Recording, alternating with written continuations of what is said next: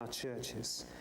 It is so easy to be motivated by a desire to build a bigger, better, stronger church, when as followers of Jesus Christ, individually and collectively, we should be motivated by a desire to save the world. Our vision must be the kingdom of God. So I'd like you to hold that question in your mind and cast it across all that I am going to say, and I will come back to it at the end.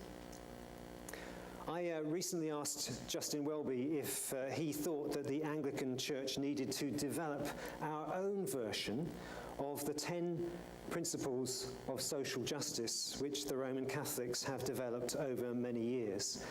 And he said, definitely not. These are more than adequate.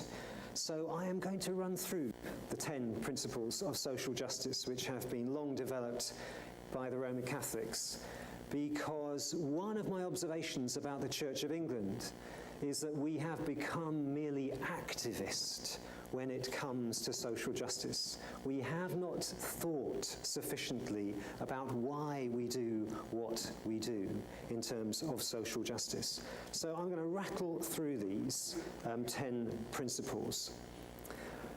The first three, this gets very small, but I've got to get 10 on the screen. So that says human dignity, if you're at the back and you can't see it. The foundation of all Catholic social teaching is the belief in the inherent dignity of the human person. Human life is sacred, and each person is precious, made in the image of God. The dignity of the human person is the starting point for a moral vision for society. The second principle is community and the common good. In other words, the human person is not only sacred, but is also social. The obligation to love our neighbour requires a broader social commitment, to the extent that everybody has a responsibility to contribute to the common good. That's the second principle. The third is something around rights and responsibilities.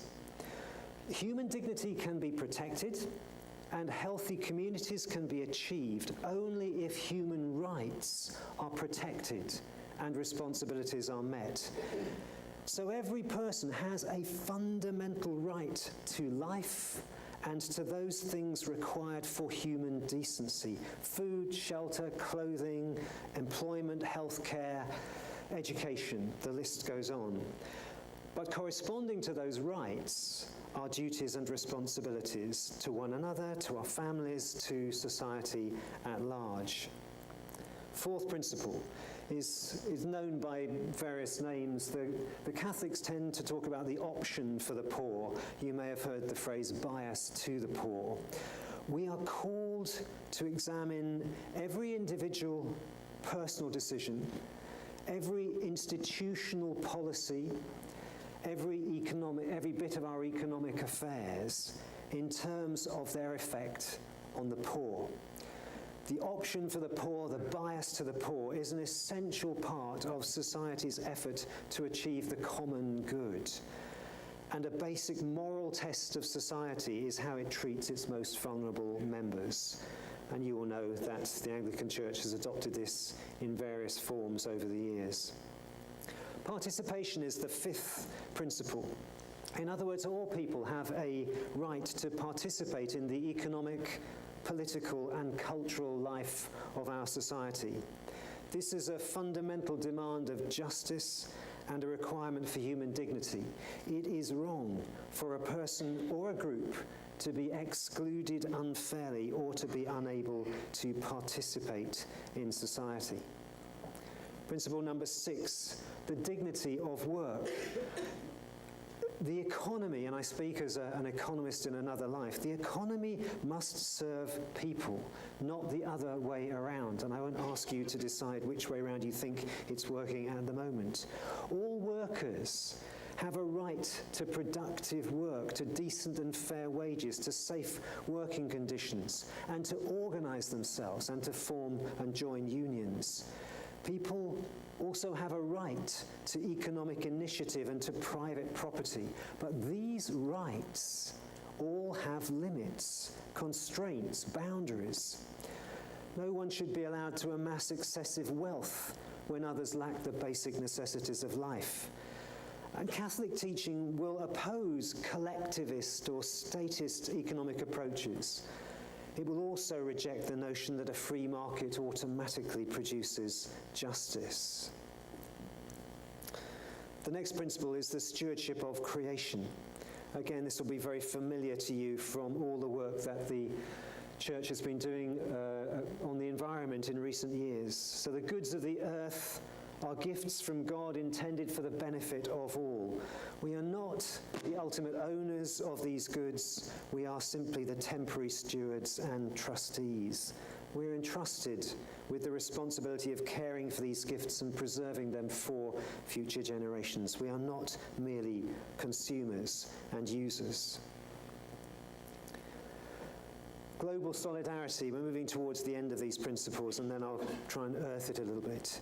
So we are one human family, whatever our national, racial, ethnic, economic and ideological differences.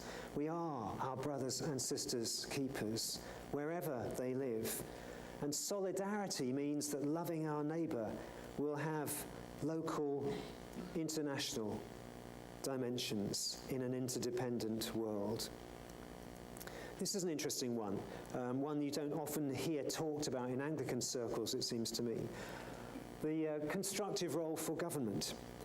In other words, the government has a positive moral function.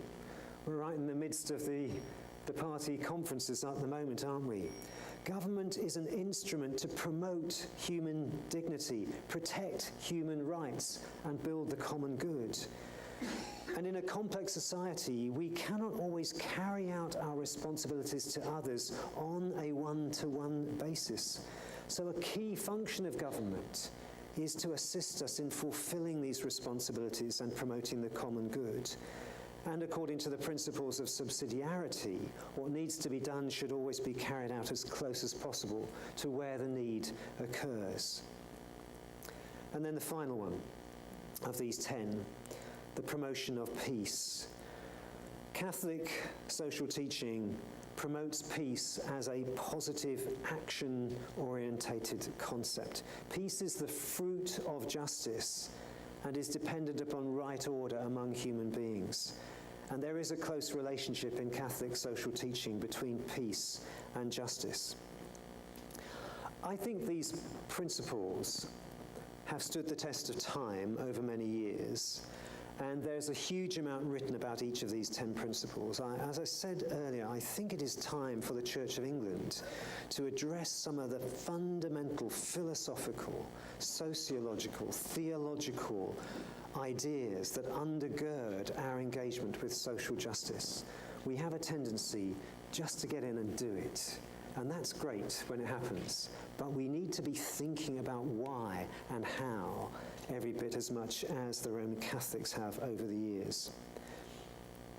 With that in mind, let me move off in a totally different direction.